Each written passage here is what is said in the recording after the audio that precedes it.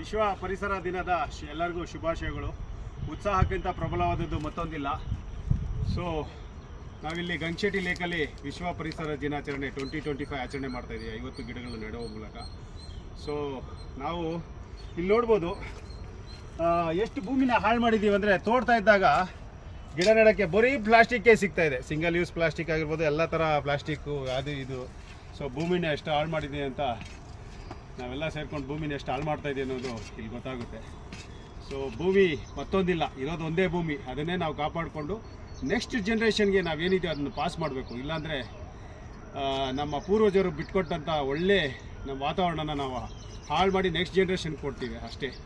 So ಆದ್ದರಿಂದ ಎಲ್ಲರೂ ಪರಿಸರನ ಕಾಪಾಡಿ ಮತ್ತು ನೆಕ್ಸ್ಟ್ ಜನ್ರೇಷನ್ಗೆ ಹಂಗೆ ಪಾಸ್ ಮಾಡೋಣ, ನಮಗೇನು ಕೊಟ್ಟಿದ್ದಾರೋ ಅದನ್ನ.